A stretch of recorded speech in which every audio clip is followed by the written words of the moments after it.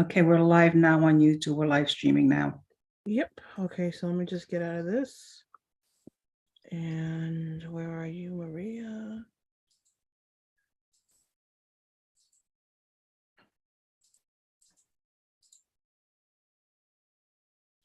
Yes. And then I just need you to make me a co-host again. Okay.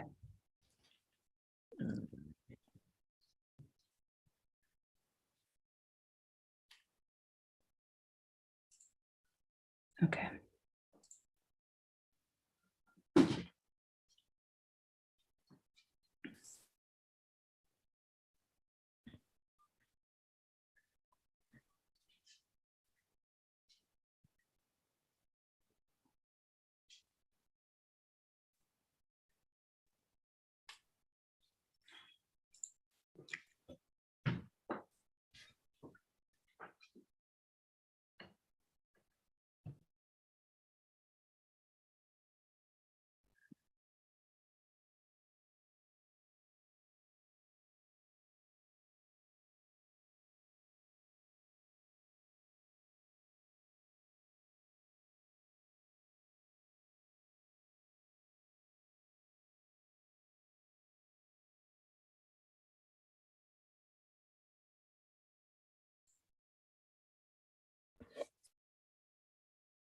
Okay, it looks like it's after 6:30. We could go ahead and get started with roll call. Okay. Okay, I'm going to be calling the Housing Committee members. Please stay muted till you hear me call your name. Then unmute yourself and just say here or present, and then mute yourself again. Antoinette Martinez. Present. Genesis Aquino.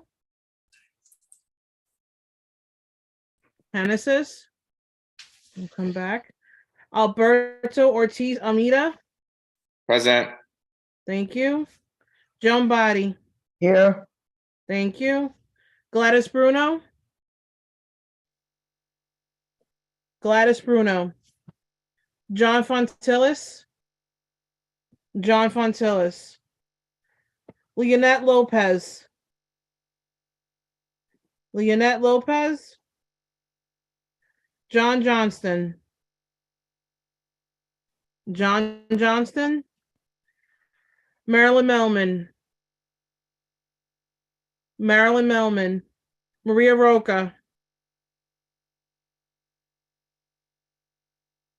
Maria, I see you're on. Can you unmute yourself, please? I'm here. I'm here. Thank you. Thank you.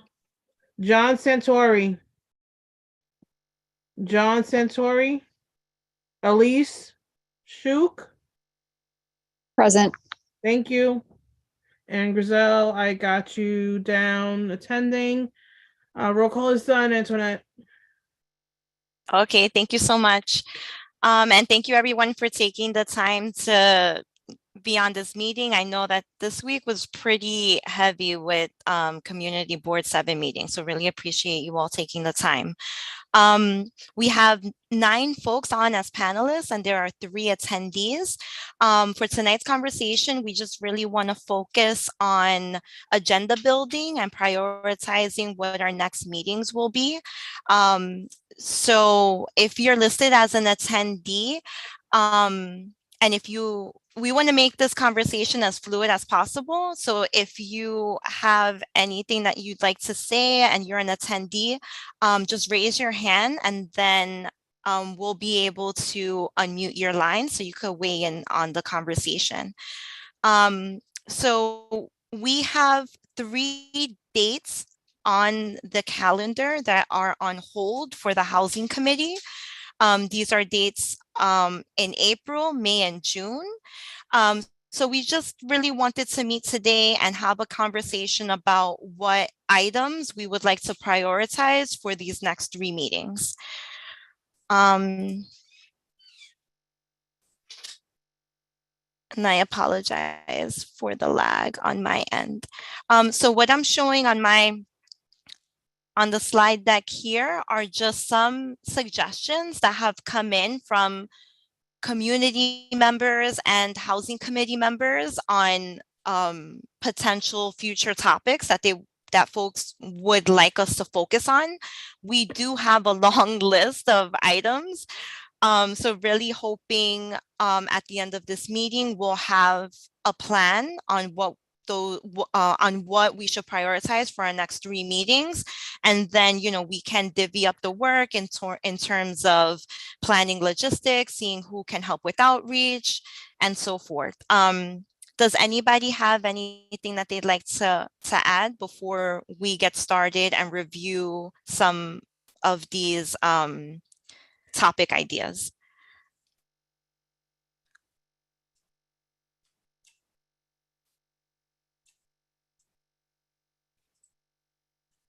Okay. Oh, Maria, go ahead. Yes, sorry about that. Sorry about being a little, I'm multitasking here. So there were 3 things that I might be on the list already.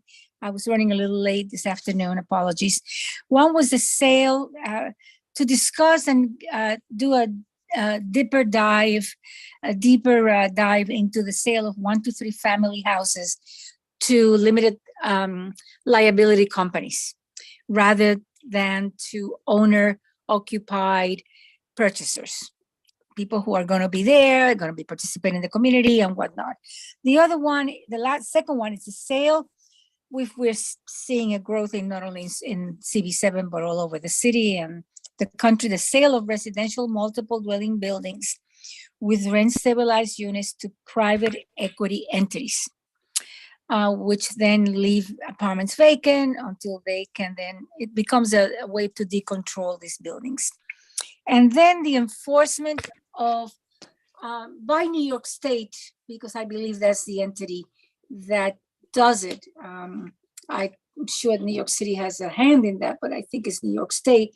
The enforcement of the rules on the books of the law when it comes to the purchase of residential property of any property with cash money that doesn't pass through the bank, that is not vetted by banks. So in fact, it's money laundering. It's a type of money laundering, and to enforce the laws that are on the books, and also to strengthen the laws so that there are consequences.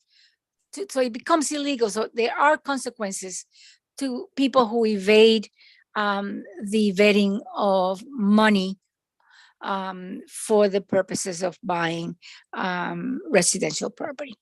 Any other kind of property, but I think residential property is the biggest problem we have here in New York City. Those 3, and I may add one more, but that's 3 for now. Okay, thank you so much, Maria. Elise, I see your hand is raised. Yeah, thanks, Antoinette. I think that you have a slide of my thoughts already, so this might be redundant, but I'm particularly interested in community land trusts, and I thought it might be nice to invite a representative from an organization called the NYC Community Land Initiative to speak. And do you have a contact within this organization? Yeah, I went to their website before the meeting. There's a gentleman called Will Spizak. His email is will@neweconomynyc.org.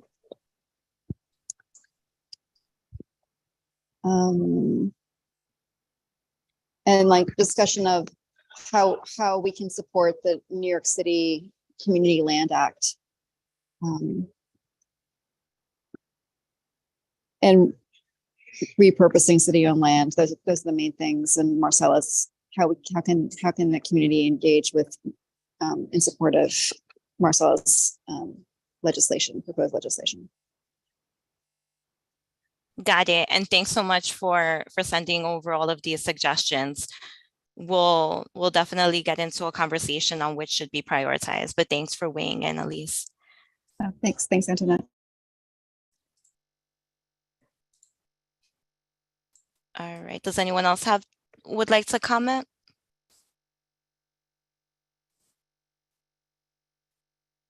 Okay.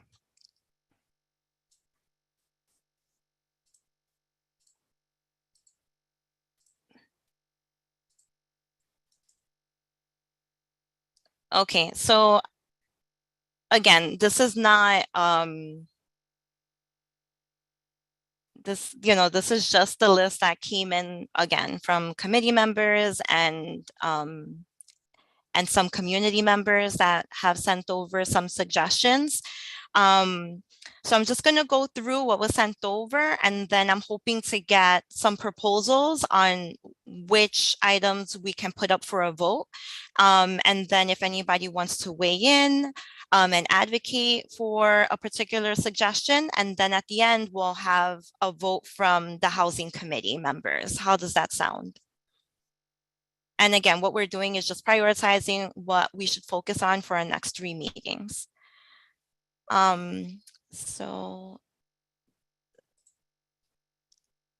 Okay, and I apologize for not being on screen today. I've been having a bunch of bandwidth issues, so I apologize for not being on camera. So one suggestion that had come in, and I apologize for jumping a bit. Okay, we actually were able to have this conversation. It was a meeting with State Assembly member Matenas to discuss the housing compact and implications for the district. We were able to hold a meeting last month with electeds on the housing compact. Something that's not on here that I'm just going to quickly add on to the list is that there were some elected officials who were not able to join in on that conversation, and there were some folks who had expressed interest in inviting them to attend a second meeting. So that would be to invite Alexa Viles, Dan Goldman, Ewan Chu to have a second conversation and to hear their thoughts on the housing crisis in Sunset. So I'm just going to throw that on here.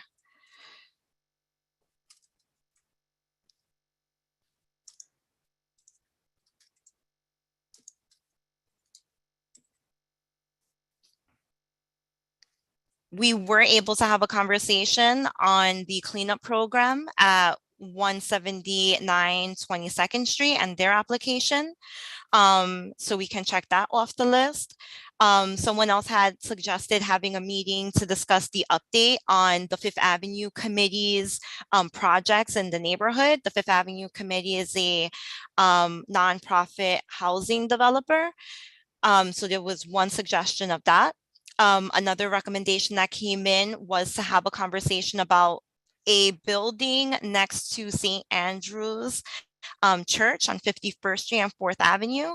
I don't believe the person had a particular address. So if anyone else has more information about this or would like to weigh in, I know that there are a number of projects that are popping up in the neighborhood that's giving folks a lot of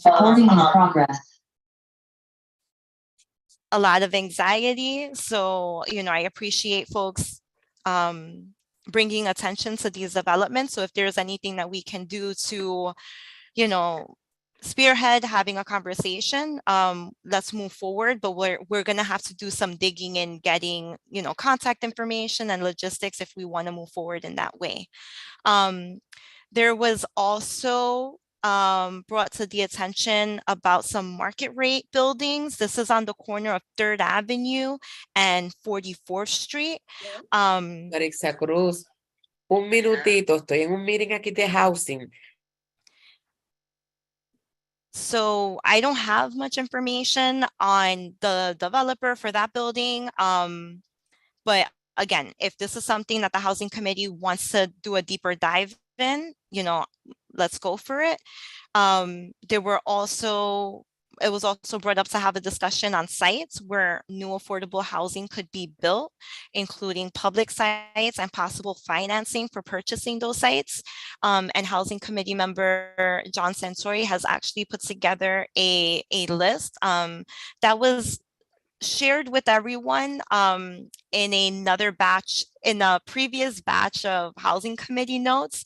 It's a very detailed Excel spreadsheet of potential sites in the neighborhood where, you know, affordable housing could potentially be built.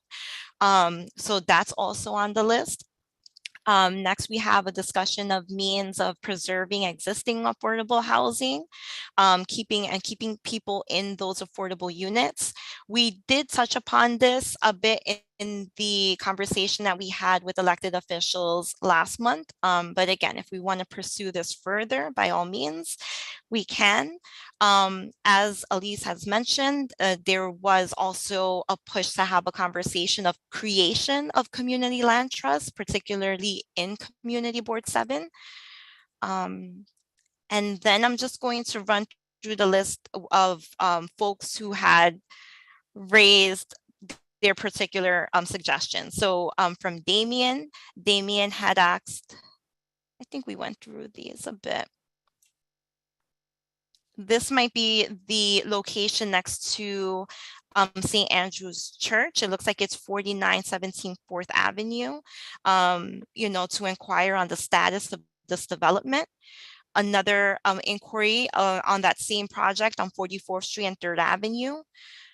It looks like the address is 321 44th Street. And then there were questions regarding, you know, in what ways is Community Board 7 pushing for more affordable housing in the neighborhood?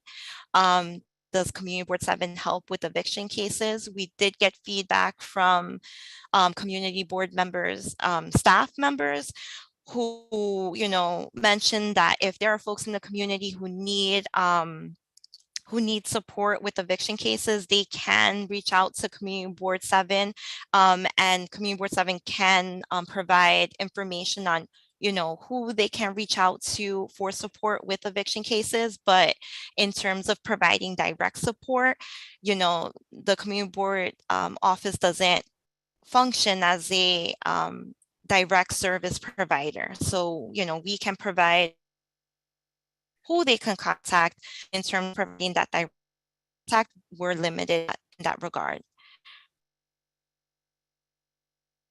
We had another request.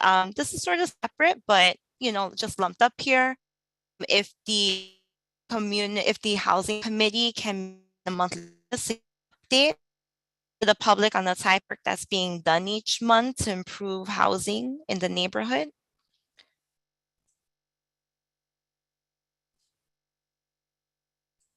Okay, and I see a request came in for these sites. What I'll do is I'll I believe this slide deck was circulated previously, but I'll be sure to send out the slide deck to everyone. So you'll have all of this information that I'm reviewing. And I apologize for not sending it over in advance of this meeting, but I'll be sure that it gets to your inbox, hopefully by tomorrow. And then these were some suggestions that came from Elise. Elise, did you want to run through these ideas? Let's see. I'm trying to think. The ones that, so I kind of focus them on like housing preservation strategies. So the community land trusts, can they be effectively used in CB7? How can we support the Community Land Act?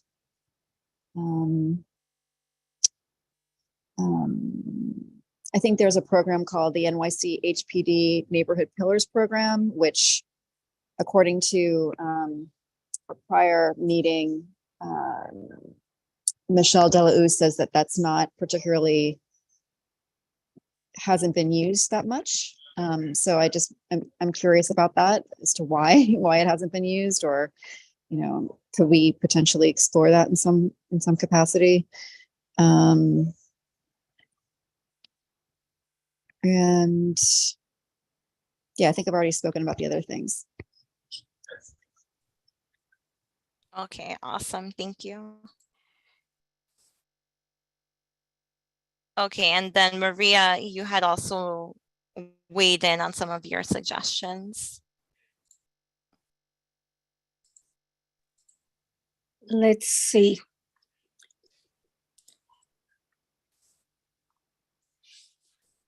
And I was jotting down notes, so I apologize if anything looks off here. But if there's anything here that you would like us to prioritize. Prioritize might not, I think there, can you hear me? Yes, ma'am. Yeah, okay, good. How can I put it? I think that this is such this lack of truly affordable housing across different economic bands it's not a one solution problem. There are multiple solutions. And so the one is, of course, preserve what you've got. That's the first thing you do, and just so that you don't end up losing what you already have.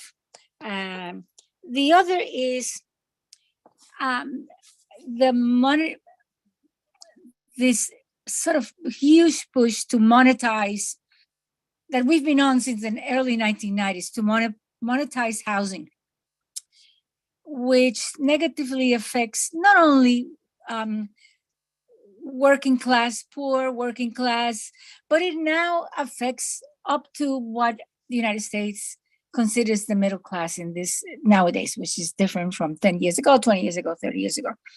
And it is this the anonymity of ownership behind an LLC, behind private equity, where individuals are being, what is the word? Forbidden to, or, evicted sort of from the process of owning something, or at least having access to a reasonable rent. Because when private equity owns anything, there is one purpose, there is one agenda, is to maximize the return on investment. So when you have, for example, as we're seeing around the country, where 100 people can buy stock into a 2-3 family house, and with very little money, and then get something, they get a return that is greater than the banks are given, greater interest than the banks are in. They're going to go for the highest rent that they can get out of anyone, because now you have investors, many investors, in one little family, 1, 2, 3 family house. Amazon has gotten into the business. People you wouldn't, not the traditional real estate housing people. Everyone is in that business because a lot of people are losing their homes as a result of inflation, loss of employment. We all see it in the news every day. Hundreds, thousands of people losing their income, their mainstay, more and more so they can no longer afford to own that house outright, so they sell it to these entities that then turn around and sell shares in that 1 to 3 family house. So to me, that's really, really important, right now, because it's something that is still under the radar. It's somehow combined with the purchase of homes by limited liability corporations. I have seen it growing here in Sunset Park. The round front, townhouses, up and down our hills. And now it's not an individual buying this property. It is an LLC. Who knows what's behind that?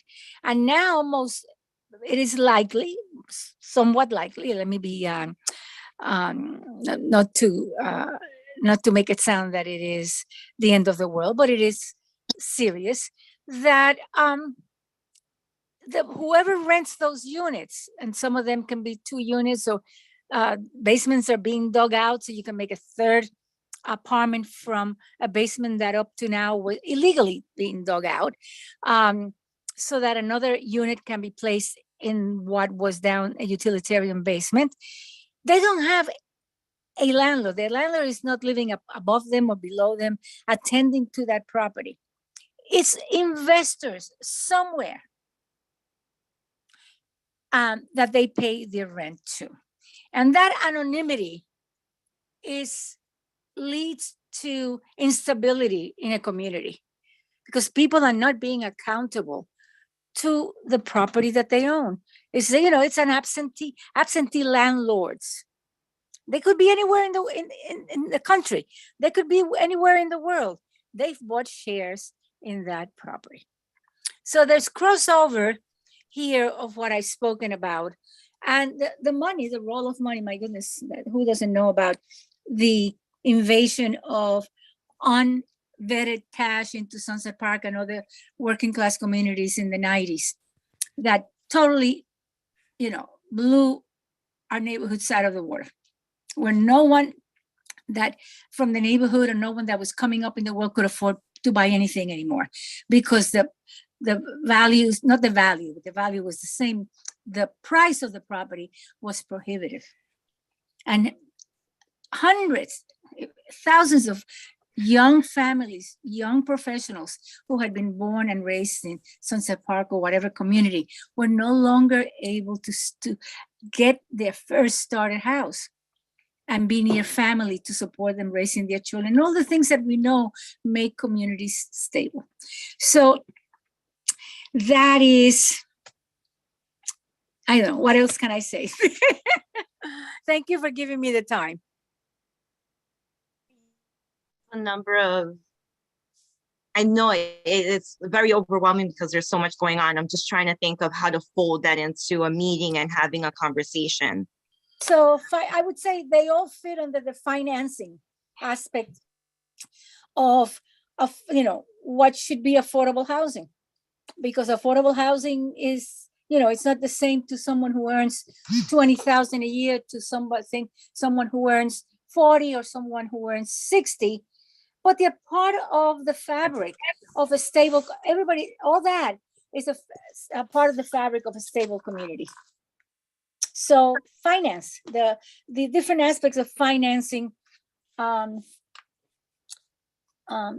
housing, affordable housing for the working poor, all the way to what we consider nowadays maybe lower middle class, who can afford more, but there are limits there too. They also have limits because they, you need very high down payments nowadays. The city's not doing anything to help. The state used to have funds to help. Those funds nobody talks about them anymore. You used to be able to get help if you had a secure job, and jobs secure nowadays. They sometimes early in the morning when you hear the news, doesn't sound like that anymore. So government needs to step in, and they're not doing their fair share, neither the city nor the state, and in particular, not the federal government. So far, there's a proposal on the floor to have a meeting around community land trust, and to invite a speaker. We also have on the floor to have a conversation about the New York City HPD Neighborhood Pillars Program. And then another conversation around financing. And again, I'll just need some help from you all about how to frame that, if there's interest in having one of our next meetings focused on that particular topic, because there are just so many moving parts.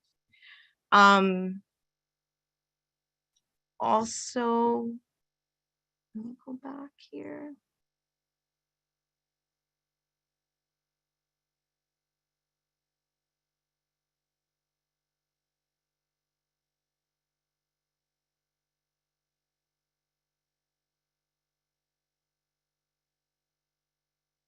Yeah, if we move forward with the meeting on community land trust, we can definitely fold information about the Community Land Act within that conversation.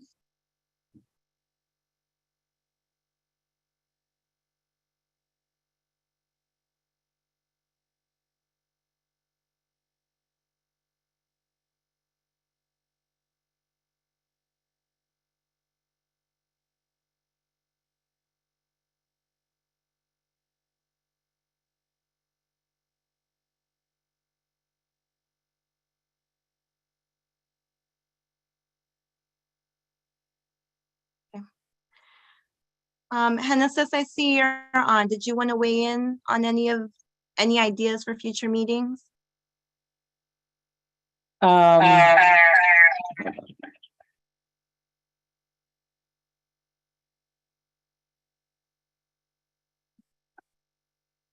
don't have ideas for future meetings besides what was mentioned. I do think it will be a good idea, for example, for the conversation regarding community land trust, maybe to talk with the New York City Community Land Trust Initiative. Maybe they can present.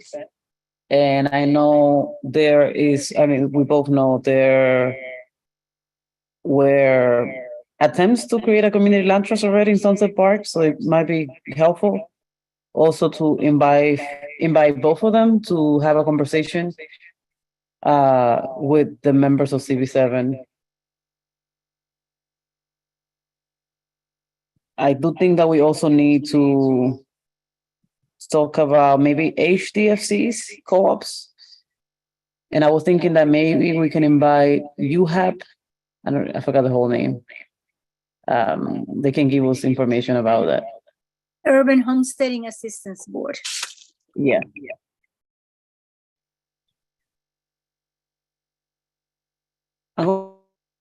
Can you drop that information in the chat? I missed the abbreviation there. I'm sorry.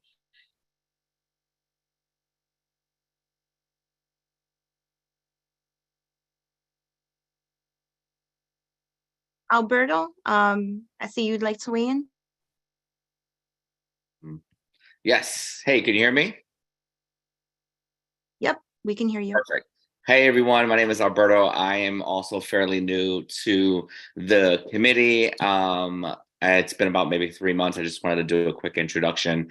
And during that time, I've been like listening to all the different meetings, and also have been kind of like reviewing all of like the past YouTube meetings that our board has been having, especially for affordable housing. And I kind of been trying to scratch my head on how we can kind of like effectively create true affordable housing here in Sunset Park. I wanted to kind of go back to where we can look at sites where new affordable housing from city, state, and federal. I think that was one of the slides, Antoinette. You can go back there.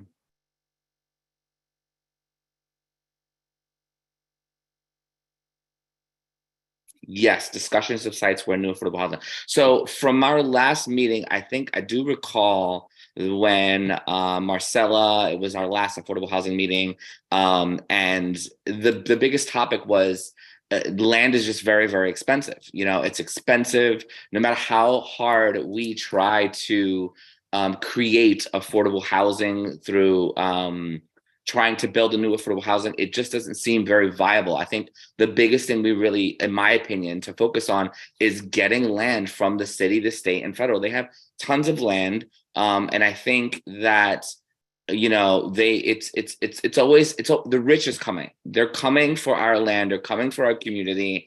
And the only power I think that we have as a committee is really the power in just people, and getting people to really put pressure on these officials and our city, state, and federal officials to give us these lands. We need this land in order to create true affordable housing that is not, you know, some investor that comes in and says they're going to give us affordable housing, and then we give them tons of tax credits, and then they're promising us affordable housing, and then when you turn around, the rents are like $5,000, $6,000 a month. Excuse me. Who can afford that here in Sunset Park? most of my friends, I live here in Sunset Park, and most of my friends here are tons of roommates. And these are people who are not mainly part of the working class. Could you imagine the people who are part of the working class, the people, Maria's Bistro and the servers and the people who really make up this community? They travel over an hour to 2 hours for these jobs just to make a living. They can't even live in these neighborhoods. And I think that when we try to have these initiatives and these trusts to somehow build affordable housing, it's, in my opinion, it's really not a solution. The solution, I think, is to get we need the land. We need to put pressure. We need to be able to create, like currently we have 18 participants in this current meeting. Our views on YouTube are abysmal at the very least. We have absolutely no reach to the community as a whole. The only power we have as a committee is in its people, in my opinion. And I think that in order to really put pressure on these officials to give us this land is to really get this community really, really involved. I was looking at CB6, which is, I think, in Park Slope. I mean, they're blowing us out of the water. Literally, everyone is showing up to every meeting. They're standing in front of those, every one of those. Every time there's like someone digging or someone doing some business that they don't want in their community, they're lined up, literally. So I think that our primary focus should really be putting pressure on these, on our city, state, and federal politicians to give us this land. I think we need land in order to build true affordable housing here in Central Park. Thank you. No, thank you for that, Alberto. And I mentioned this earlier, and John, I see that you're on. So John Santori had actually put together a spreadsheet that was shared in the previous email with everyone, listing out potential sites where affordable housing could be built. John, I don't know if you want to just briefly touch on that.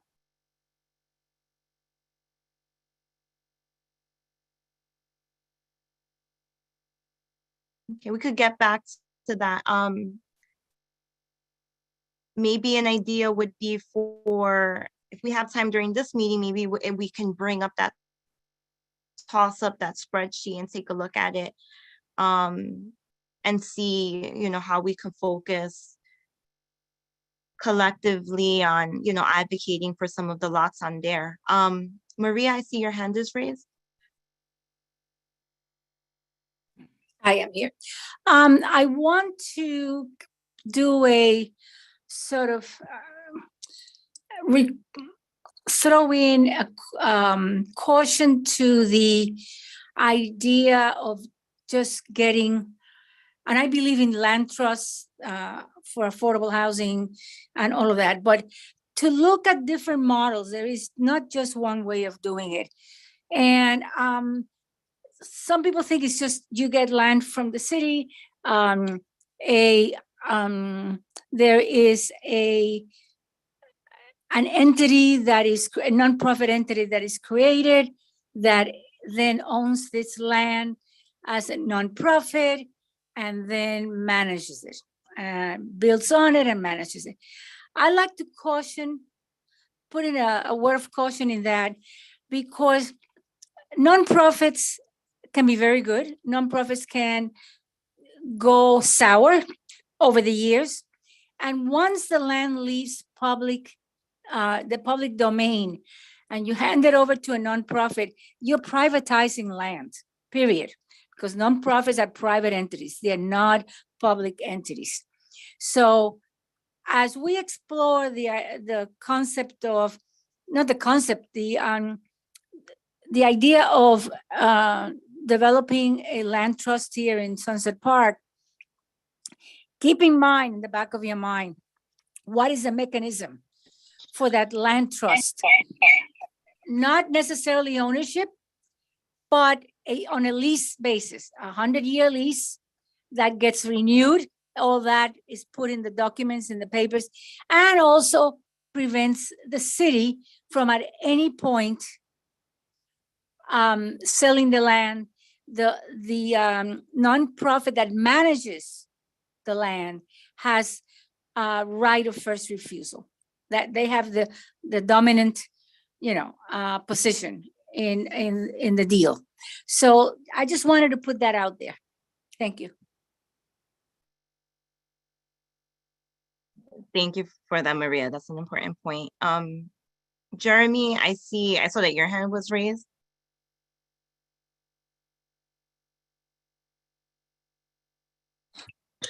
Yeah, I was gonna just follow up from what Maria was saying about the different models. And I think for creating housing, and I think right now, one of the big things to kind of discuss is that how limited the government is actually, and there's a whole history of private developers limiting what the government can do, which is why mainly like we see right now that the affordable housing market is basically in New York City and throughout the United States is basically dominated by a nonprofit model. Whereas if you look at the rest of the world, at a lot of big cities, and some of them that have much less, don't have the same sort of rent crises. You see models where there's much more government-owned housing. There are there are developers that are part of the government. We don't have that. So like the our we're hamstrung basically by decades upon decades of taking away that option, and that's what private developers have been doing for a long time. That's why the disinvestment of public housing, because public housing was a threat to developers in the 30s and 40s. Public housing was very nice. It was basically built actually for a lot of middle class people. You had the GI Bill. You see a lot of public housing, in New York City, and a lot of it was actually very good at the time, better than what the private developers were building, because you were coming out of the slum tenement developments and things like that, overcrowding, and the public housing was actually a lot nicer. So I think the one of the key things moving forward and figuring out the affordable housing crisis in a lot of ways is beating back that history. And it's part of it is the expansion and reclaiming and supporting public housing and fully funding it, but also giving government more of a range of ability to build housing. And the problem is right now is that what we're seeing is that the federal government is not funding housing at all. Public housing, it's just purely Section 8, and Section 9 is entirely, which is Section 9 is true public housing. Section 8 is vouchers to private landlords. So, especially with a Republican Congress right now, they're trying to actually cut Section 8 vouchers to $0. That's like the Republican proposal right now in the House, which is, right now we have hundreds upon hundreds of millions of dollars going to Section 8 vouchers. So our whole system is kind of predicated on that, still reliant on private landlords, private developers. So I think in New York State, there's been thoughts about how we get out of that. That, we can't wait necessarily to have the federal government change so much, because that's dependent on all these other states and how they vote. But within New York State, within New York City, there's a lot we can do. So there's specific bills on the state level, and there's specific bills on the city level trying to fundamentally change this. So there's even proposals for new government organizations on a city level that would be able to build housing. And there's new proposals on the state level as well to build housing. I think so far those proposals have some good ideas. I think that's one thing that we could maybe discuss, as a board, like what are the pros and cons of these sort of things. But I think that it is in the sort of notion of like how we build affordable housing, having the government do that, and also government buying up and acquiring land is incredibly important, and you need mechanisms to do that. So that would be like land banks and other various things. But yeah, I think that's like a whole kind of conversation that has been started and on the city and the state level. And I think that it's important for like the community board to have that kind of conversation about where we see ourselves fit into that and how we can get our voice out there and sort of shape what all of this stuff is happening. Because I've seen some meetings like Brad Lander has been hosting meetings on his sort of new city social housing organization, and I think it's a lot of like think tanks that are at these conversations and not a lot of community members. So I think it's really important, like for CB7 members have their voice, be a part of those conversations, but see how we can get out there and start sort of putting out our opinions about how this should be done for Sunset Park and for other parts of Brooklyn. Thank you, Jeremy. And just out of curiosity, did Brett Lander mention anything particular for Sunset Park in those conversations? Not so far, not that I've heard of. I think that a lot of the sort of social housing conversation now feels a very like sort of top of the tree kind of thing, and less sort of like how it would take place neighborhood by neighborhood. And I think also it goes back to like the comprehensive planning conversation that has kind of disappeared. But like you had Corey Johnson right before he left when he was the speaker, and when de Blasio was still in, there was a push for this sort of like we're going to do something comprehensive, and now it's entirely sort of gone away because of Eric Adams. I think in a lot of ways his philosophy is entirely different from that. I mean, I think he wants very top down comprehensive planning, but I think maybe as a community board it would be good for us to kind of discuss what we'd like to see as a comprehensive plan, as community plans, and because basically right now that conversation has kind of disappeared, even though there was some momentum even 2-3 years ago around it. And right now it's kind of gone back to a very top heavy. Kathy Hochul puts out her plan.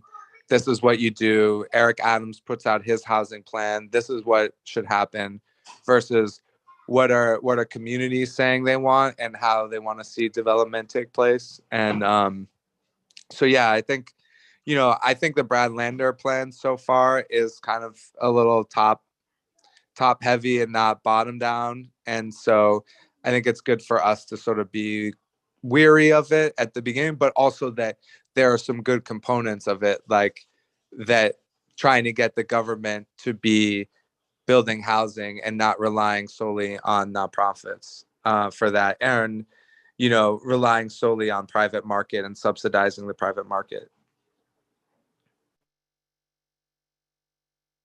Got it. Thank you so much for those suggestions, Jeremy. And I like how that ties into a lot of what Maria had mentioned before about the financing. So far it looks like just trying to really see where we can bring everything together, because a lot of these topics, there is just so much overlap. So Elise's proposal to have a conversation about community land trust, community land banks, and we can invite a speaker from the New York City Community Land Trust Initiative. And then the suggestion that came from Maria and Jeremy was just to have a conversation about how we can move forward to build truly affordable housing. We can have more of a conversation about what that conversation should look like, but it looks like those are the two suggestions on the floor right now. I'm trying to see how we can bring in this New York City HPD Neighborhood Pillars program into the conversation. maybe that's something that we can include in this financing conversation. So just wanted to make a plug for that. John Centauri, your hand is raised. Yes, hi. So I know I'm very late to the call. Antoinette, have you just been taking people's suggestions and people have just been talking about things that they want to see the committee do? Yeah, so over the past couple of months, a number of committee members and members of the public have been sending over suggestions. So we have on the calendar holds for meetings in April, May, and June. So this meeting is really just to have a conversation about what we should focus for for the upcoming meetings. And then, you know, if there are other things that folks on the committee would like to work to organize around, you know, separately, like you're more than welcome to. You know, we meet as a community board. You know, the community board does have its strengths and, you know, weaknesses, but by all means, like there's a lot of things that are going on in the community, and you know, I'm an advocate for, you know, on the ground grassroots organizing. So if there's something that you feel needs to get done, we can work to organize within this capacity. But if you feel it's not enough, you know, we can have conversations about how to support folks to do that offline. But Okay. when we meet, everything has to be, you know, public facing. And, you know, as you know, like this meeting is being recorded and streamed on YouTube. Right, But John, right. Alberto had mentioned, he had also mentioned more about advocating for more affordable lots within the community. And I know that you had put together that spreadsheet. I was wondering if you would be willing just to quickly share. Yeah, can I share my screen? Let's see. I mean, I can, I have it here. I put the links in the chat. And I'm John Santor. I live on 56th Street. I'm a renter. I've lived in the community since 2016, always as a renter and always with roommates. So I could afford living alone, but I would take 50% of my income. So I have roommates, and that's how I've been able to stay in the neighborhood. I moved to my current apartment a couple weeks before the 2020 lockdown. Or else because my lease was ending in my previous apartment, or else I wouldn't have even been living in the community. I would have been back in the Bronx with my family. So I can, do you want me to just, like, I have a share screen option. Do you want me to share my screen and present my spreadsheet? Is that an option? You're a panelist. You should be able to share your screen. Yeah. It says it host disabled participant sharing. the No, links. he can't share his screen until I make him a co-host. Okay. If it's easier, Antoinette, I mean, If you wait a moment, I can make you a co-host so you can share your screen. Thank you, Maria. Mhm. Yeah, I'd love to see it on the screen if possible as well. Thanks. Okay, I've made you a co-host.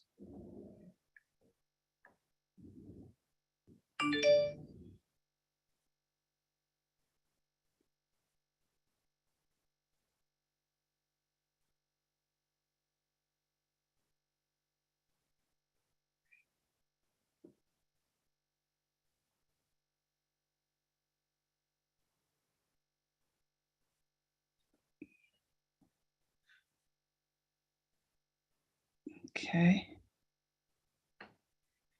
Okay, I made him a co-host, so he should be able to share his screen. I think we probably lost him. I don't see him in the. Yeah. I think we lost him, yeah.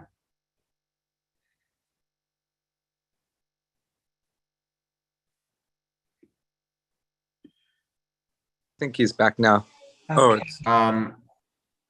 yeah, sorry, I lost the connection. Antoinette, if you want to show my spreadsheet, I put it in the chat. You want me to reshare that? Or do you see it in the chat? I can share it.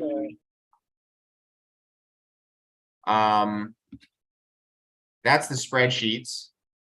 It's in the chat. I mean, the point here is just, I'll just be brief. I mean, there's a lot of levels to this conversation. There's a lot of legislative advocacy that people have been talking about, that people are involved in, you know, talking about laws and big picture financing of how you finance and how you protect people, keep them in their houses, and what at our last meeting, what the assembly person and the state senator were talking about keeping people in their houses. So I think that's all super important, and that's definitely something that this committee should be talking about and should be advocating for if people support that kind of legislation. On my end, I've just been very literal, and I rode last summer, I rode my bike around the neighborhood. This is the second time I've done it, and I just wrote down addresses that are of note. So if you look at that spreadsheet, and I'll give you a related link, related info is right here. I'll put this in the chat. When you ride around the neighborhood, you see places where there could be housing. So on this particular spreadsheet, I will give you the totals that I found. It was 5 abandoned houses, which are in orange, 4 locations that seemingly could be for housing. I think they're basically vacant or underdeveloped, that are publicly owned as far as I could tell, because I went to the Zola website and they seem to be publicly controlled by the New York City government. I found 24 vacant lots, several large parcels of land, and 4 vacant buildings, including 2 for sale. So this stuff is just, I mean, I only went between 65th Street and I think I went to 35th Street, and between 8th and the waterfront. I mean, it was a limited survey. It was just what is literally visible from the street on one pass. So the reason I think this is worth looking into is we often hear for the neighborhood, there's no land available, there's a lack of land available. And I just think that we should all be having a big public list of, well, what about here? What about here? What about here? And we should be discussing, well, here are 10 places, for example, where housing could conceivably go. Last summer, we had a brief conversation, Hennessis and Antoinette or at least Hennessis was there with the councilperson's office about the MTA site on 5th Avenue and about 38th Street, which is still a parking lot. You know, could there be some housing there? So again, I don't know what is viable on this list, but as far as I can tell, there are definitely places in the neighborhood where housing could go, where housing could be built. And the second thing I would say on this point, just as a matter of priorities, is I think it's super important to talk money and to talk about exactly how much it costs to put buildings in the ground and to bring them into reality. Because the conversations I feel like the community is often forced into having is a developer has a plan, and then they just say, well, here's the price, and that's that. So the 737 4th Avenue conversation, we were told by Totem, it's $100 million, including the lands. There was no substantiation, there was no analysis, there were no alternatives, they didn't explain anything, they didn't break down where that money was going, whether or not they could have doubled the units if they had changed the size of the units, whether or not they were building, a property that was more expensive than it had to be. And I think a great place to start is 5th Avenue Committee. 5th Avenue Committee has 2 buildings that it has built. What did they pay for those buildings? How did they finance them? And more importantly, what was the total sum? I mean, if it's true that, 5th Avenue, like the 737, and I'm not going to rattle on about this forever, but 737 said that they spent about $100 million to put up about 135 units. That's around $600,000 or $700,000 per unit. If that's how much it costs to build a unit, then you can do very simple math and you can say, well, if this community wants to have 1,000 new units of housing, that's going to cost $600 million, $700 million, $800 million. I mean, having some sort of overall number like that would be, I think, extremely helpful, including how many new units should be built. And also, is anybody in America, is anybody in the world building housing cheaper than that? How do you get a cheaper box with electricity and water? I mean, I rent a box within a box. I rent a room in an apartment. It's not logical to do housing like this. So you have an existing apartment that then gets chopped up into multiple leases. I appreciate the fact that I have the opportunity. I have no problems with my landlord. They're very nice people. The building is very nice, but I'm just saying it wasn't built to have tenants. It was built for families. So who is building cheaper housing in New York City, in America, in the world? What can we learn from them? How are they doing it? These are the kinds of nuts and bolts conversations, very straightforward conversations that I think take this from a hypothetical conversation to a very real, tangible conversation, because nothing is more tangible than housing. Nothing is more tangible than the box in which you live. So I would just say those particular points. And I think, you know, a spreadsheet that we can comment on is very helpful to those, you know, a list, you know, what are our 10 sites that we should be pushing on? Anyway, I have some other thoughts, but I'll wait until other people have spoken.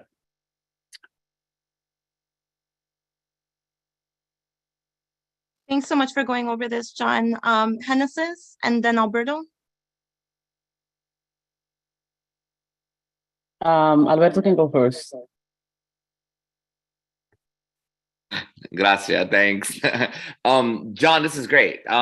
This is really helpful data, and I think that thank you for putting it together. This is exactly what I was kind of going towards with us have that topic in terms of having, you know, affordable housing and looking for sites specifically. And I think you were also in the meeting that we had last time where they were saying that land was the most expensive part of building housing. It wasn't, and correct me if I'm wrong, if anyone was also on that call, but it wasn't so much of like the cost of building the housing, so much of like the cost of the land itself, from my understanding. So I think that once, if we somehow get the land, then we can figure out more effective ways to build that is, you know, great housing, but doesn't cost a fortune. So that's my kind of take on that.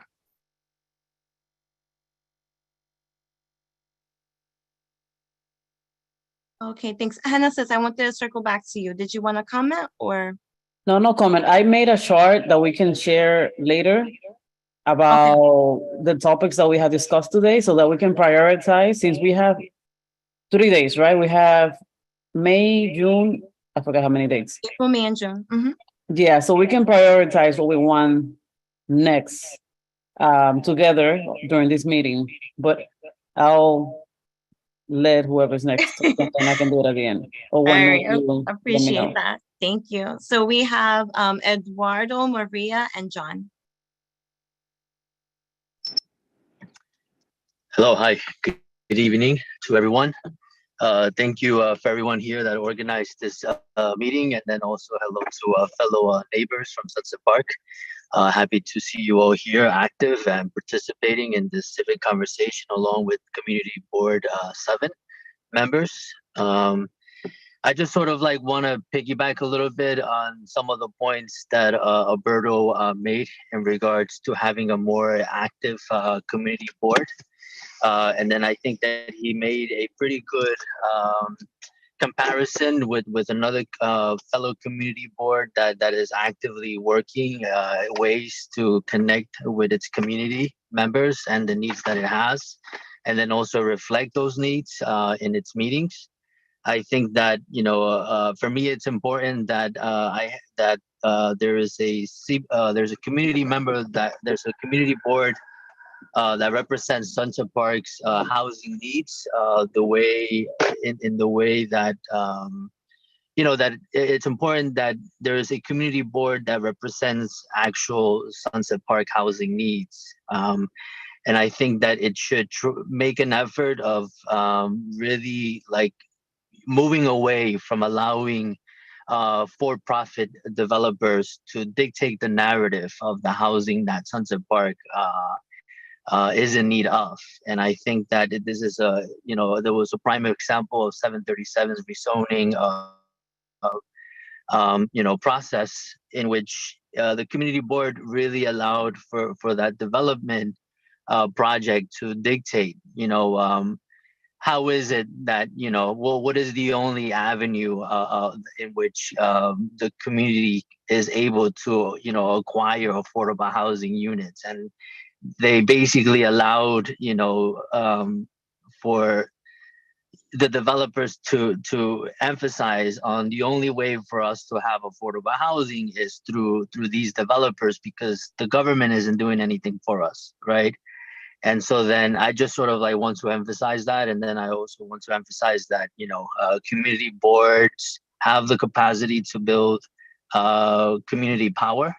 And then with community power involves community outreach. And then for me, I think I might have sort of like asked before, like if there was a way that one can organize through CB7 a series of informative panels for community members on how to have a more proactive relationship with its community board. And currently there's a small concert of people in Sunset Park by the name of Sunset Park and Red Hook Civic Conversation Group.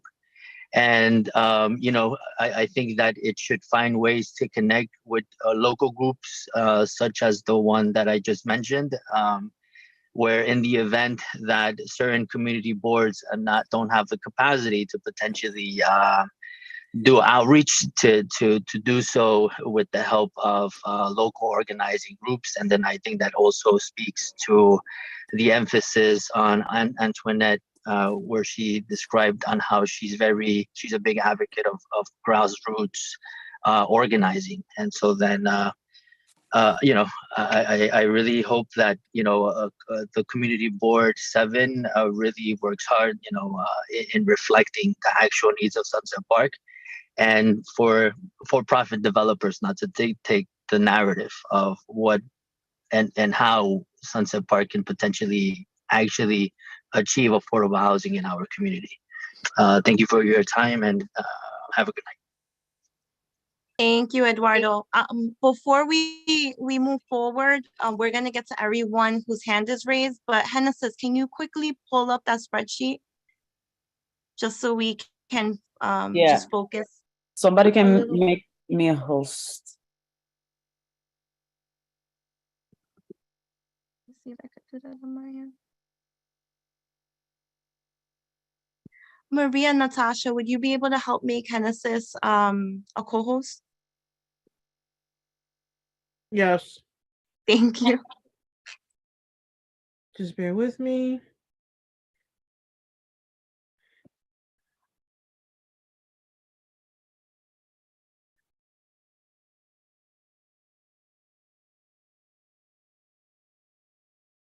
Okay, I just made Genesis a co-host, so she should be able to share.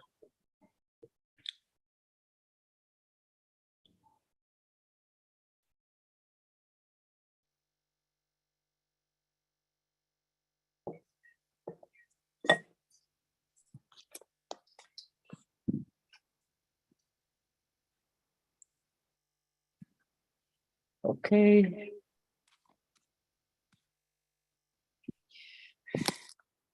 All right, so I created a sheet so that we can think about our priorities for the next couple of meetings. Do we have the specific dates, Antoinette? Yeah, let me go back because now I'm seeing your screen. I'll drop them in the chat. Give me a second. I have to minimize this here. Will you say them out loud? Oh, never mind. I can see the chat now. Antoinette, I have the dates available if you need them. Thank you, Yes. because I lost the other document on the screen. Thank you. It's April 18th, May 16th, and June 13th. Those are all on a Tuesday. June 16, you said? No, June 13th, May 16th, and April 18th. Okay. Whew, that's a lot of topics for 3 meetings. Right, but from the conversation, it looked like, I mean, just by going how the conversation has been going, there's been a lot of momentum around having a conversation focused on community land trusts. Mhm. And that was a proposal from Elise. And then within that, the context of that conversation, we can talk about community land banks and invite a rep from the New York City Community Land Trust Initiative. I see that you have other land trust, community land trust contacts. Perhaps we can have a panel conversation. That's something that we can talk about a little bit more. And then Maria and Jeremy, as well as John and Alberto really alluded to having a conversation about financing,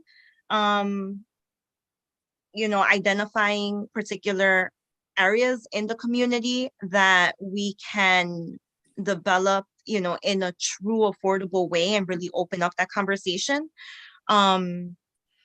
So I think those were the two main points on the floor.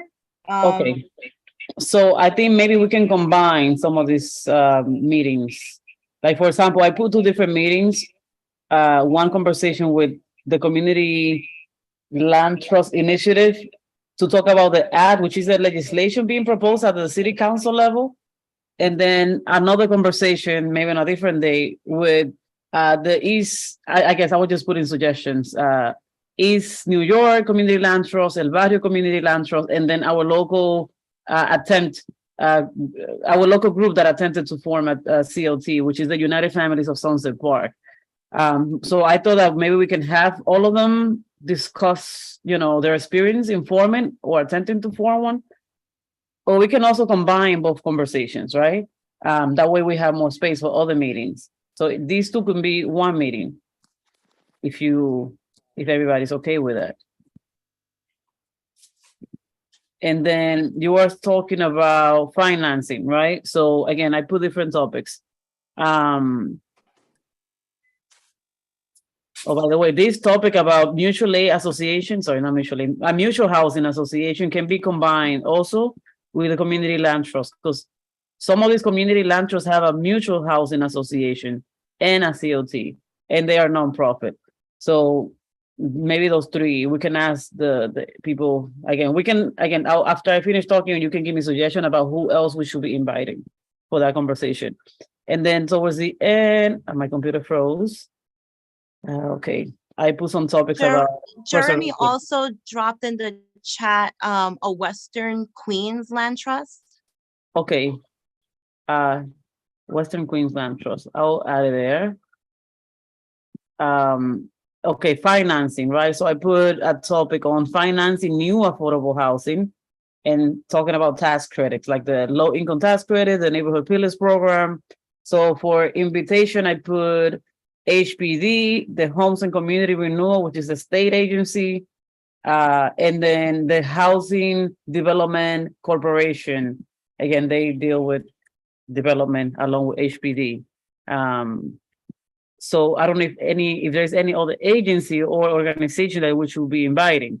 And also maybe this conversation about nonprofit could be combined with this affordable housing preservation conversation. Right, Maria and Natasha, just a quick question. Do you know if there's any movement on the CB7's land use committee to have regular meetings? Because it would be helpful to bring them into this conversation. It has been brought to our attention, but I know that is something that Julio has been discussing. Yes. Okay, thank you. Yeah, because it would be helpful to have more hands, because if the thing is that, if we're just gonna you can't just have 3 meetings to really have fruitful conversations on how to move forward on these. Like, if we're really serious about pushing this forward and seeing it from beginning to end, we're going to have to meet very regularly. It's not realistic to meet once a month. And we can have a conversation about meeting more regularly, and then another thing is that we also have to talk about the strengths and weaknesses of the community board. Like, there can be times where we'll just get an email out of nowhere and we'll need to address a certain agency or certain project that we just found out about. So that can also, weigh in on the agendas that we have. So we need to be flexible in that regard as well. So that's why I'm saying, I feel, just to be completely honest, we can help to begin the conversation, and invite speakers for community land trusts. But in order to move forward and again, to see things from beginning to end and to really engage in that aspect, I'm not sure if we have the capacity to meet as much as needed for each of these projects. And I'm sorry if that was very wordy.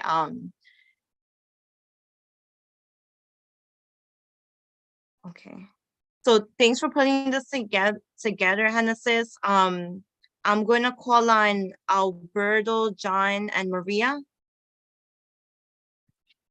Hey, can we just a couple things. I guess first, I guess you're right. We in order to push these forward, we're gonna need to potentially meet a little bit more frequently.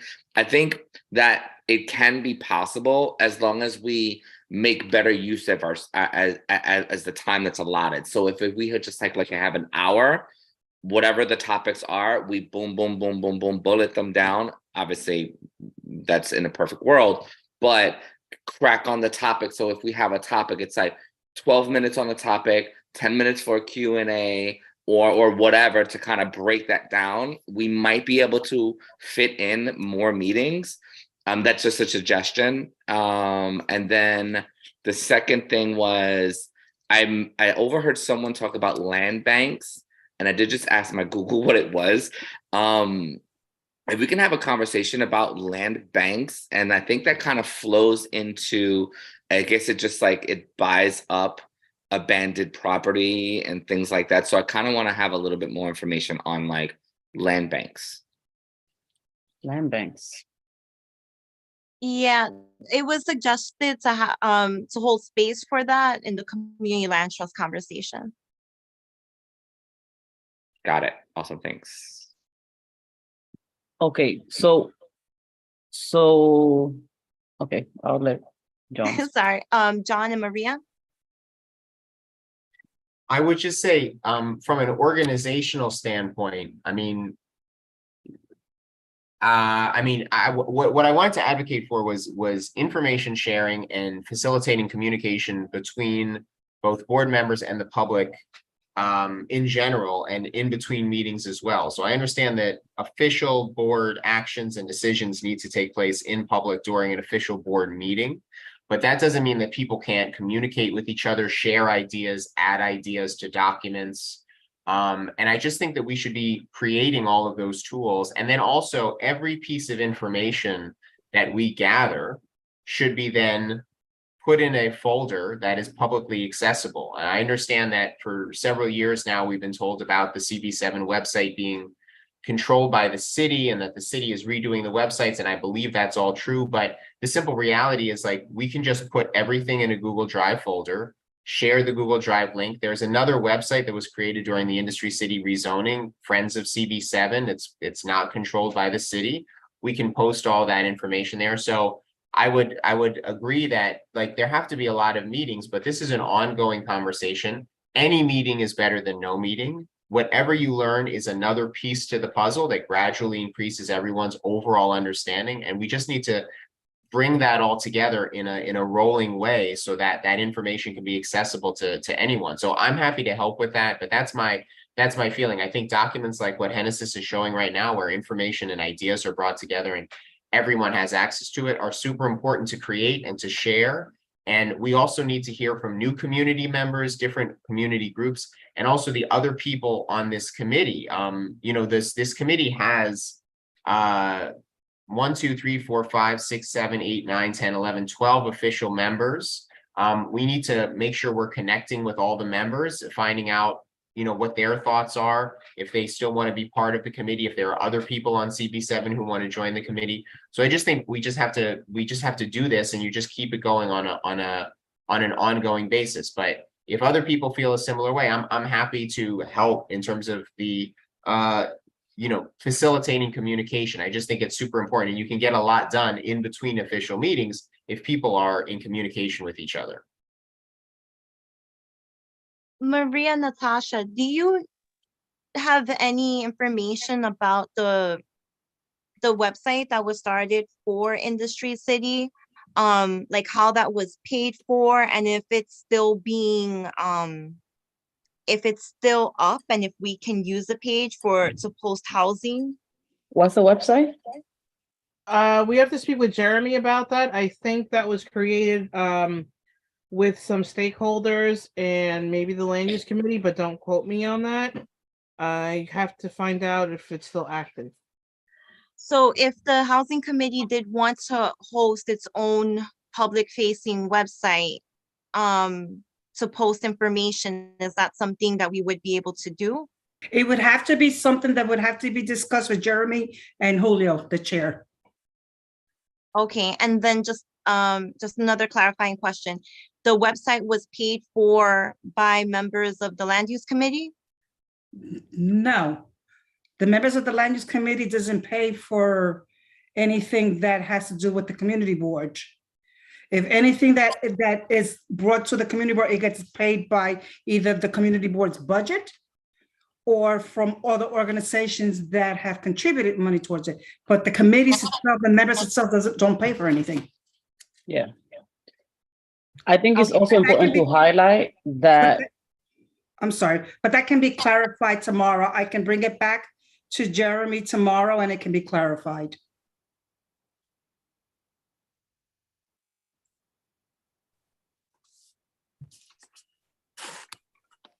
Genesis, did you want to finish making a point?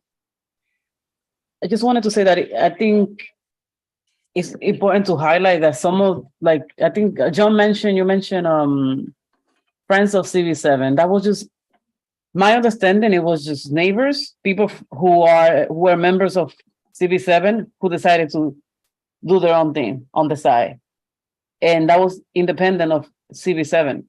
And I think, you know, if that's something that you're interested, you don't need CB7 permission to do that, because that's just a private page, you know, with neighbors and stakeholders from the community that did that. And I think that's a great initiative.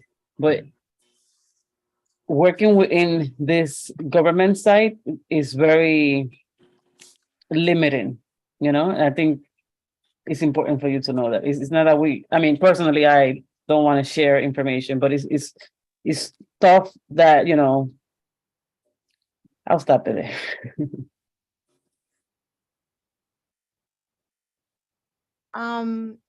Alberto and then John. Yeah, so during my like research, right, and looking at the previous like YouTube stuff and comparing us to Park Slopes CB6, I believe. Look at their website. I looked at ours, right? And I looked at theirs, and literally I just was like, I just need an edit button. Just give me an edit button and I can literally just edit the same thing. I'm a big fan of mimicking success. They have a very successful way of communicating with their community. It's super effective. Their Twitter, I think it's like 4,500 people follow their Twitter account. They've got a blue check mark. Their normal website, which is similar to ours, which is on the government site, looks completely different. So I don't know, and forgive me for maybe someone might know this, but it looks like they just went in and edited certain parts of it and added these additional information and these additional links that our CB7 government website does not have. Yeah. You know, so I did reach out to the board and to Julio, and I understand that they are making some changes to the website, and I marketing is something that I've done for majority of my adult life. And I volunteered and said, look, like, let me know if you guys need anything or like any suggestions. I'd be more than happy to jump in, you know, update on your hashtags, really connect with the community. You know, like CB7 is a predominantly Latino community. 90% of them are on YouTube, 90% of them. The gym that I go to, all of them are on listening to music on YouTube and watching YouTube videos.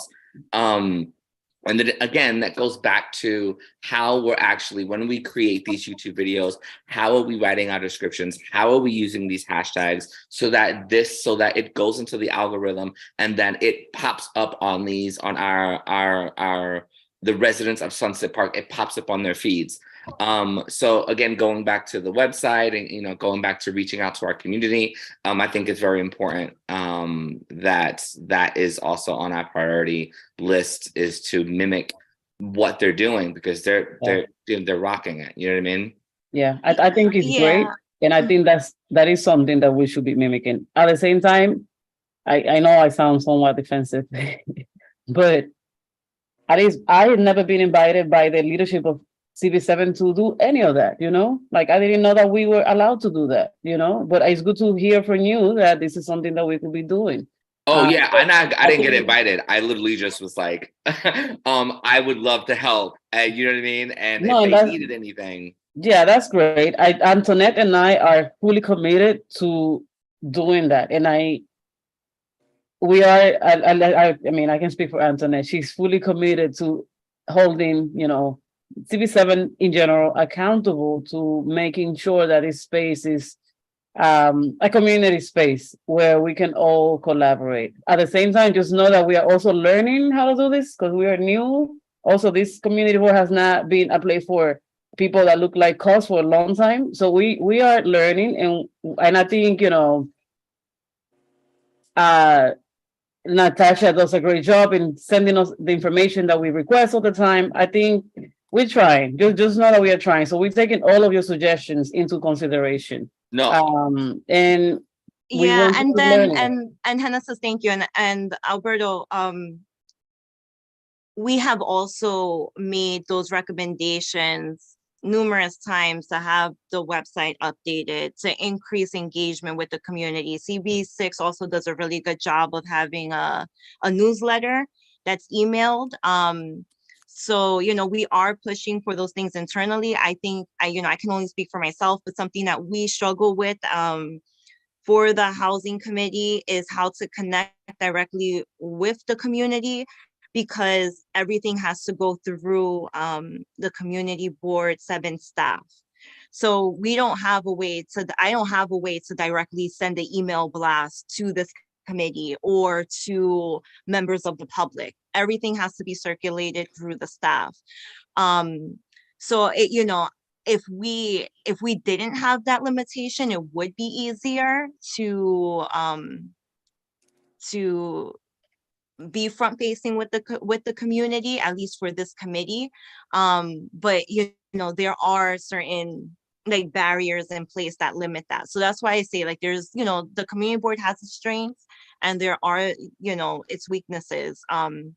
But there are certain limitations that, that we can definitely work to break through. But, having these, but just wanted to be very transparent with that we have, expressed our disdain for the current website and our engagement with the community and how that really needs to be picked up. But we have, not gonna lie, we have limitations there. Maria, I'm sorry, I missed that your hand was raised before. You have the floor, and then John. Okay, here I am. I'm back. So from what I put something on the chat about asking people who speak, even though some of us know each other by first names, but one way to make people integrate new people into the conversation is for everybody to know who they are and a little something about them. And so, if I may ask for speakers to use their first and last names. And if you are sort of new to the group, to just give one sentence about affiliation. If you work in affordable housing, if you done this work elsewhere, so that we get to better know each other. Since we are now, this virtual thing has to stop, even though that's the way things are done. But it makes it easier to build, to bond and to build trust when we know a little bit more about each other.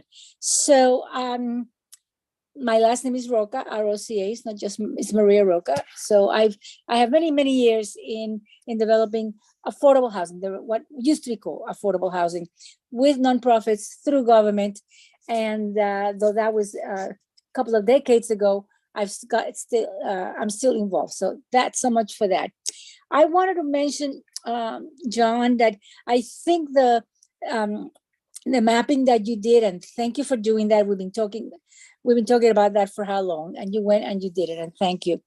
You said from the waterfront all the way up to 8th or 9th Avenues. Let's not forget that this community has said a resounding no to any more residential building west of 3rd. And it is not because people, one is because environmentally, the waters are coming for us. And all that entire area floods, even during moderate rainy days. So it is just not smart to be putting more people at risk down there from future water events. There are other things that you can put down there where people can evacuate, and I will put this out there because I think half of you have heard me say this again and again. The bus depot can go west of 3rd. Build it high, and don't build on the first floor, and then buses can always be driven to higher ground in the event of a water emergency. And that land, those 9-10 acres of land, are sitting there waiting for a model city for, call it what you want, social workforce housing, that to show we can be the neighborhood that shows this country how it's done, because we have the know-how, we have the energy in this neighborhood, we have the experience to do that, and do it in a smart way, and in a truly affordable from the moment, from the first day of the process. So that's that. The other thing that I like to see, and Alberto reminded me when he said something. Well, he did not. He wanted to know more about land banking. Is that like any world, any topic? It is very complex. It has many different levels and layers, and knowing the language of the topic. How do we communicate with each other and communicate with the community? I think we should think about putting together a glossary of that can be shared publicly, like land banking. What is land banking? What is, or maybe with some links as to other places where it's been done, whether it's nationally or internationally, for people to come to the conversation with the background that they want to have. They just haven't have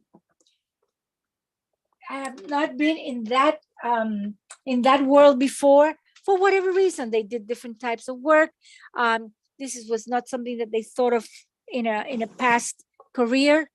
But I think this is a good way to further the conversation and to make it easier to communicate and easier to get people excited about it. What is the square foot? What is the going rate? What does it cost to build a square foot of housing in the city of New York right now? All that information is available out there. It's all over the place. It isn't in one place. But maybe we can think about putting it together and starting to create a glossary, what terminology, and also certain statistics that are available, but that each of us can bring something to that. It doesn't have to be not the job for one person, trust me. Everybody can contribute to that. So, and I think, is that all the things that sort of jumped at me? And the web page that was created in connection with Friends of CB7, and there was somebody who put a link on the chat. I believe it was Industry City who sponsored that and paid for that, because of course it was to their benefit to have the information out there. So if that is what it takes, it's for a private entity to then sponsor a page like that. Let's find out that that is the way, that that is what happened, that it has to be fundraised, and let's then think about as a committee and what are the options of fundraising for that, what is allowed. It could be maybe a money from our elected officials who set aside some funding for that to happen, whatever. I don't know for a fact that there that discretionary funding from a city or state elected official can be used for that. But maybe it can. It can go to the Friends of CB7 directly slated for sponsoring the page of the housing committee. Just a thought. I yield the floor. Okay, so we are, it's 8:06. Just want to be mindful. So John, if you can keep it short, and then I want to go back to the topic because I want to make sure that this, Anthony mentioned 2 priorities, and I want to make sure that we're good so that we can start scheduling meetings. All right, John? Thank you. Yeah, I'll be very quick. Yes, I agree. We should pick a priority for the next meeting. My request regarding all these conversations about communication, information sharing, collecting information, sharing it, that's what I'm advocating for. It sounds like there's interest. I think one of the ways to just move that conversation forward is just to set up a call with the board staff and with the executive committee and just get very clear information about, from the board standpoint, what can and cannot be done regarding communication and information sharing. Just get all of that information established, and then communicate that to everyone. I think with that could just be an informal call. If we could do that, that would be extremely helpful. And then we can take that conversation forward. And in the meantime, hopefully we can establish a priority now for the next meeting. And I would love to participate in any conversation about information sharing going forward. Thank you so much. I really like the idea of updating the website and putting links. I think that's something I don't think that's too much to ask, especially if there's people committed to volunteering to do that work, but we'll follow up on that, John. Thank you. All right, so back to this. So, okay, so we talked about combining these 3 meetings, Community Land Trust, talking about the Community Land Trust Act, which is a bill in the city council right now, and also talking to assisting community land trusts and attempts of forming community land trusts, and also land bank, all together in one meeting, right? Is that what we are agreeing to? Is there any other organization or entity that we should be inviting to this conversation? I think you captured it. This is Maria Roca. I think you captured it, and there's a lot there already. All right. To say the least. Okay. But thank you for doing that. No problem. And then we decided that we are going to skip some of these conversations for now. We will try to get some updates on this. The building is, I missed the part of the conversation. I wasn't here. We have addresses for that, and then there was another development on 44th and 3rd. But those are, since they're private developments, they're as of right. So, we would have to do some digging if there's anyone on the committee that would like to volunteer to find out a little bit more about that. And what exactly do we want to, sorry, Antonia, what exactly is it that we want to know about these buildings? So the request was to have an update on the status of the building. What are projected plans for it, just any information. So these are just buildings that folks in the community have identified as either being vacant or where development has started. Okay.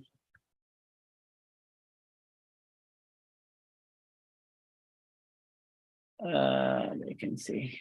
All right, Is so, anybody going up on this?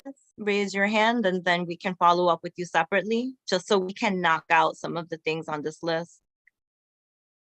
Okay, John, okay, thank you. So it would be this, I'll follow up with you in an email after the meeting, and I'll copy Jeremy to see if he has, any additional information you can, and then help provide an update at a next meeting. That would be helpful. Thank you. okay, so, thanks, Antoinette. Community Land Bank, who can talk about this topic? Who do we think can talk about this topic that you know of? If any of you know, not sure. I don't see Jeremy is on the line. I wonder if he has a contact. Does anyone else have a contact who can speak on land banks? Antoinette, I can call the UHAB and ask them who do they have on their resource list for people who can speak on land banking. Perfect. Thank you so much, Maria. Okay, sounds good. So we are then talking about financing new affordable housing, talking about tax credits, like the low income tax credit, neighborhood pillars program, and also, again, I suggested HBD, ACR, HDC, and then Maria put on the chat that we should combine that with the building cost for social workforce housing. I don't know what you mean by social workforce. Okay. Workforce housing. Okay. There's the terminology. Okay, this is where that sort of putting together a glossary comes in. There is, some people call it social housing, some people call it workforce housing. There's a little bit of difference here and there, but basically they get used interchangeably most of the time. For people who have, it's for people who are working people. Got it. I got it. The essential workers. We Yeah, social housing in general. names. We come up with new names all the time to confuse the conversation. But No people who work problem. for a living. Okay, I do think that that's a lot to cover.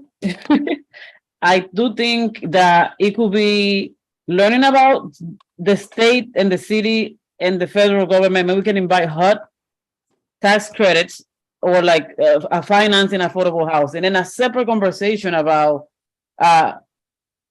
financing social housing or building development of social housing.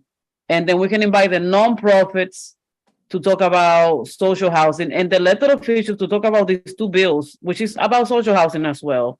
TOPA, the tenant opportunity to purchase, which also might give people the opportunity to, I don't know, create co-ops or whatever. I don't know exactly what, I don't know the extent of everything we can do with this bill if it's passed in the state.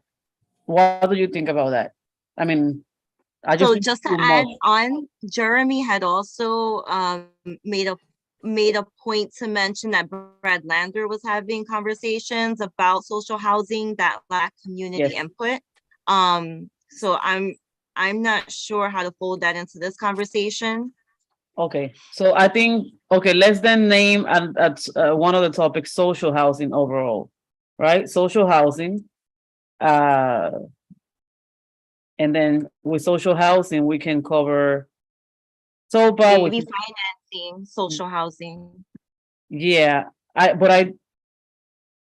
feel that we can talk about the assisting programs, which is, it might be different from what the vision is for social housing. And that's where Brett Lander comes in. And then these bills that have not passed, and then the nonprofits, which are also working on social housing. I don't know if I'm making it more complicated than it should.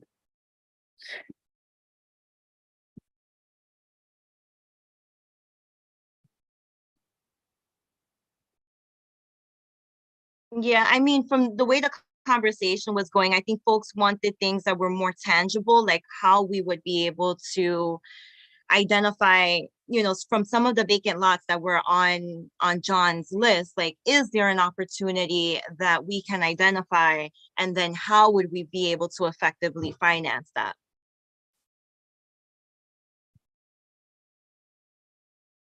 And correct me if I'm wrong, if I misinterpret that, for anyone who's on the line. I think they sound like two different things. Like, I think, for example, the Pillars program, the low income tax credits, etc. Those are existing programs that we should be learning about. The federal government has its own programs. But now, talking about identifying places where we can build and how much it would cost to build and develop that land or rehab that abandoned land or house or home, whatever. That's a different conversation. Got it. Maybe that can could be the third meeting. Yeah. Exactly. That's what I'm saying. Like, we should have a meeting just to talk about the existing programs that are being used to develop or rehab, whatever, with HPD, ACR, HUD, and HDC. And then a conversation about the actual costs, and we can have a conversation with nonprofits, right? Like nonprofit developers, like Fifth Avenue Committee, you have, and then talking about bills that can also help with that, right? And any other entity that is already working with financing or affordable housing preservation.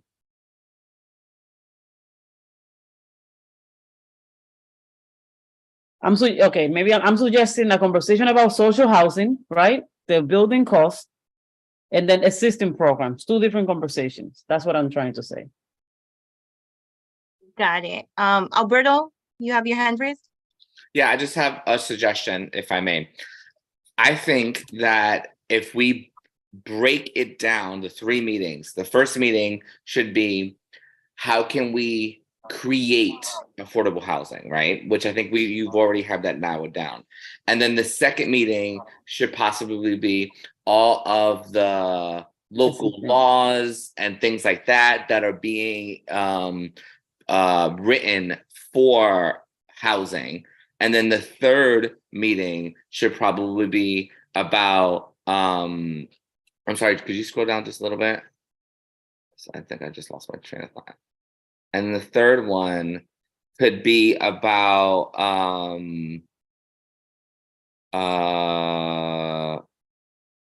like social housing and things like that. Does that make sense? Am I making sense? I hope I'm making sense.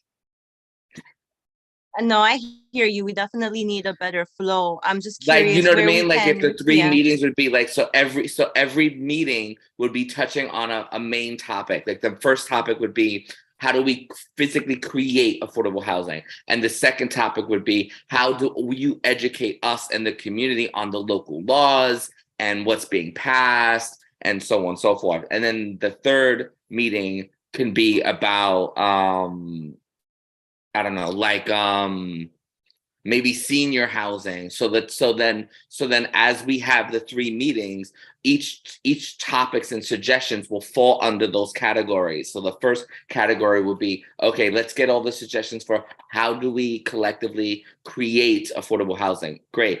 Then the second category would be laws. What laws are currently being written and distributed, and how can we educate ourselves on being more part of the laws? And then the third one would be affordable housing for like seniors or something like that. Does that make sense? I'm just spitballing here. Yeah, no, I think that sounds great. For the last one, I think if we can have a conversation about something that's more, like, I like your suggestion about focusing it on a particular housing development and making it more tangible. Instead of senior housing, I would broaden it up. That way we can have a conversation about, I don't know. Look, how do we get one of those public land, like how maybe invite Financing, maybe more about Alexa like, Viles or Marcela Martinez, and have a conversation about how we can, like, what needs to be done to acquire this public land. You know what I mean? Like, so we can take something out of it and make it more tangible and work towards something. That's why I'm suggesting a conversation about social housing only, right? Social housing only, where we talk about how these nonprofits are already building, or what are their limitations in building social housing, right? And then again, combine that with maybe also vision, right? The vision for social housing that we have already, like the tenant opportunity to purchase, right? Which might be an opportunity for people to purchase buildings. I think we don't have to figure out. I think it's good that we know the topics, and then we can find out based on availability of these presenters. We can, Antoinette and I can meet and debrief a little more, and then we can put a plan together. Yeah. But I want to give the floor to Sorry. whoever is raising their hand. I think John has been raising his hand for a long time. And Grisel hasn't spoken. Go Grisel, ahead. Go ahead, Grisel. Thank you. Just to tell you that I love the idea about get housing for seniors. Believe me, I have my seniors literally living in the street. They go, they check, very bad situation. One was living in his car. Thank God he found a shelter. But the housing for seniors, believe me, is something. And they say there is no emergency for the seniors. Seniors that lost the room, not the apartment, the room, after the fire that was in 58 or 56 in 4th Avenue.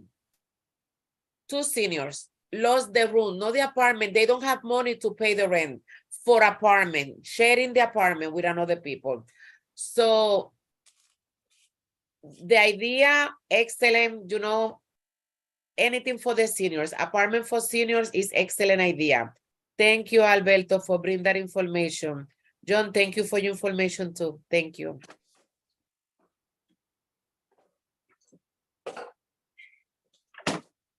Could I just quickly? Yeah, John and then Maria. Yeah. Sure. I agree that I feel like there are different buckets of topics. Part of my problem is I don't know enough about anything on this very good list, but I don't know enough about it to know where it would necessarily go. And I think maybe a bunch of us might be in that situation, but if we can at least think of the buckets of, a bucket of how do you build new housing with existing programs and existing laws is different than how could you build new housing with possible laws that do not yet exist. And those are both different topics than how do you keep people in their house currently with existing laws, and how do you keep people in their house with possible laws. So I think that, trying to figure out different buckets, those are the buckets that come to my mind based on the last conversation and this conversation, and then trying to figure out which components go into that would make sense because they're related conversations, but they're also different. And then I know that we're supposed to do as much business as possible during these meetings, but if we share documents like that, or like this one that Hennessy's is putting together, people can comment and people can work together to figure out where things should go. And then once there's some sort of a consensus, people have had the opportunity to weigh in, then the chairs can actually go ahead and set up a meeting. So that's why I think it's important for us to communicate with each other in between these official meetings, because obviously when we have these calls, we're limited in the amount of time that we can talk, and it goes late into the evening. So giving people a rolling chance to comment, I think is very useful for that reason. Agree. Maria Roca. Yes, thank you. Thank you, John, for that comment about how to operate in a committee structure. I've never met committees anywhere that only conduct committee business when they sit down and gather at one place. At least 50% of the business of committees that I've ever participated in gets done outside of the meeting itself. And then people come prepared, people come with a better sense of what's going on, clarifications are made. So that's that.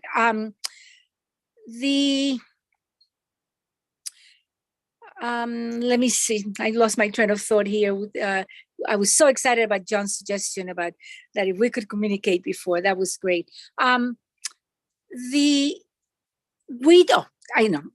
do not need to have everything figured out before moving forward.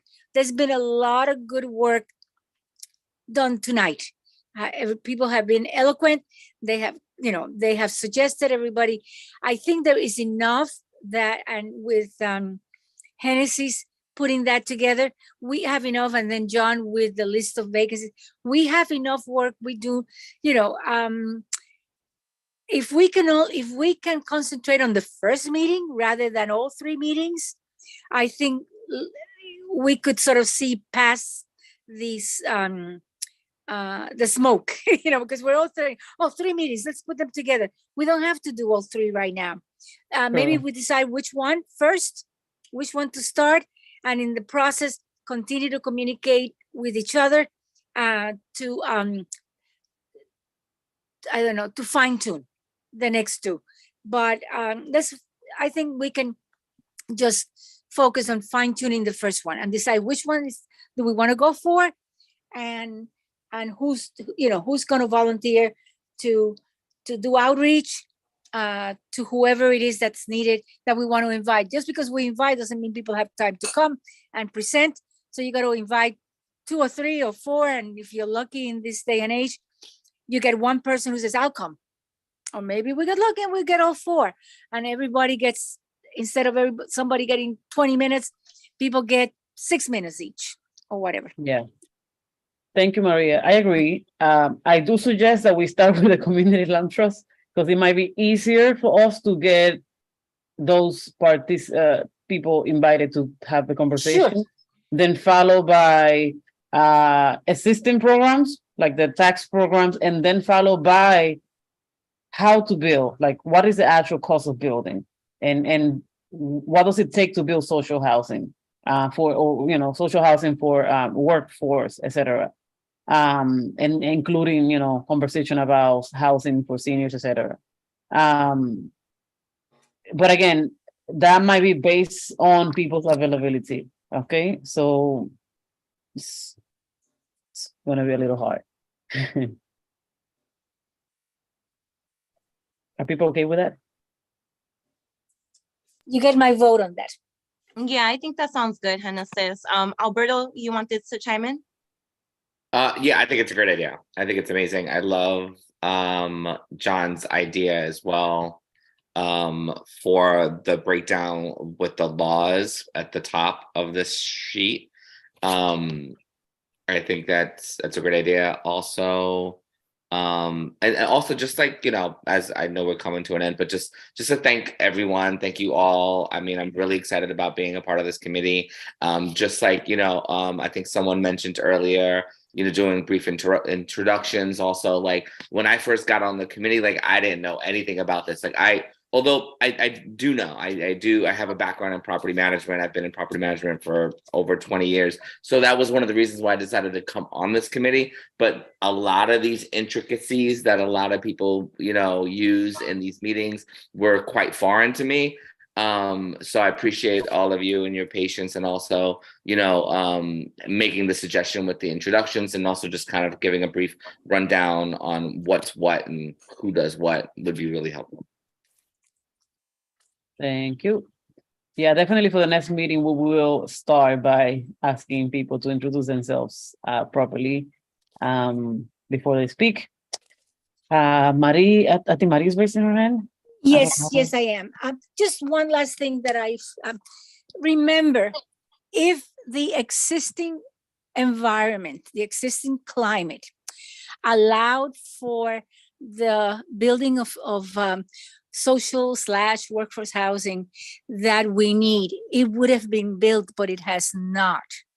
So while we have to educate ourselves and anyone who wants to learn about the mechanics as they exist right now, there has to be a voice in our brains. Okay, this is the way they're doing it, but obviously this is not working out. Thinking out of the box at the same time, you see what is in front of us, what is available. It is not feasible. It is not, the system as we have it is not intended to build secure, what do you call it? Safe, secure, sustainable, and workforce housing. It's not. That stopped with the Reagan administration. It was built in this country up to about the Reagan, and then once the federal government left the city, left the building, everybody else that was the big money that you needed. So this is just almost like a training session. See what works, what doesn't work, point out what is not working, even though it's on the books, and we're being told that this is the way it has to be done. This is an opportunity for us to become better advocates and say to people, that may be what you think is the way to do it, but obviously it's not working, because how many units have you actually built? Have we as a city actually built for the people that really need it? And then as we're doing this, always think about what is better than what we have. Thank you. Thanks, Maria. Any other comments before we leave? I know Antoinette really has to stop at 8:30 and it's 8:31. So, and John. The last thing, this is tangential, but the good cause eviction or anything that's being considered right now by the state, is there anything we want to do? I know the next meeting is not for another several weeks, and the budget could be done by then. Did this committee want to take a stance on any of those pieces of legislation? And if so, could we do so if people are interested? I'm thinking about especially good cause eviction. Yeah, I do think it's late to talk about this. Fortunately, our Assemblywoman is a sponsor of good cause eviction, and finally our Senator, I forgot his name, Gunaris, is he signed on to the bill. I forgot where Shu stands, the new senator. I don't know where she's at. I have to check.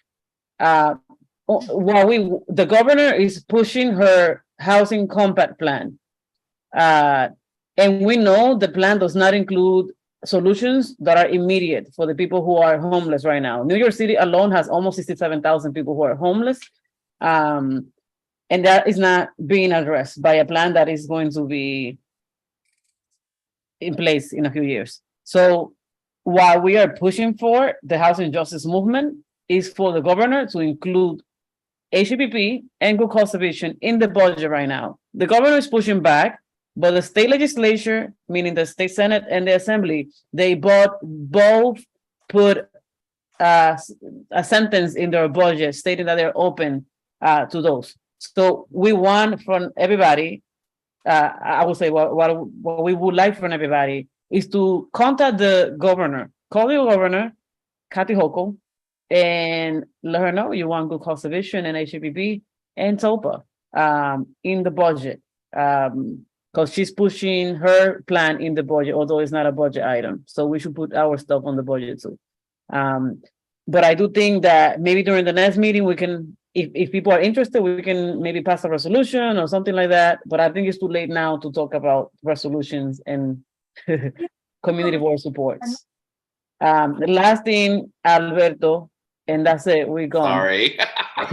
So is there, I know that a lot of, I've seen like petitions and things like that for like things like this, like when you want to contact your congressperson, like is there a way that we can create a petition and then just everyone just like signs it, and then the whole list goes to whoever, like the governor, saying, look, we oppose this, we're not on board, our community does not support this. Has that ever been done on I don't know the answer. That will be an Natasha and Jeremy question. At the same time, I think it's important for us to state that as a government entity, we don't do lobbying. But we pass resolutions, like as community members, we can say, yes, we support that. As the housing committee, we can vote on issues and recommend a resolution to the board.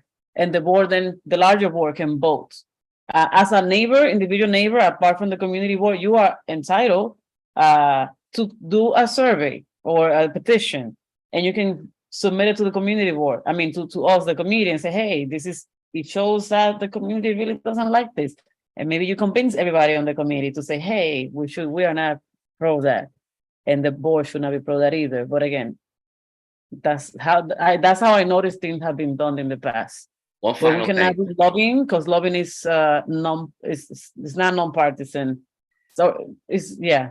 Doesn't know. Again, but maybe older members can know more about that. Natasha, One final thing. Maria. How many seats are Really, available what on the we can board? do- What can be done, I've been on the board for many, many years. We're talking here well over 30 years. So anything that's coming out of the board, where it's, let's say, for example, under the umbrella of the board, if the committee wants to pass a resolution, they can recommend a resolution, but it has to be brought before the board for the board to vote on it. So the committee can't put something out without putting it before the board and the board voting on it. Exactly. Thank you, Maria. You're welcome. All right. So I don't know how to do this, but I think we can say meeting adjourned, or I forgot. Maria, meeting adjourned. Okay, good night. Good night, everyone. Thank you, night, everybody. everyone. Thank Have you. a good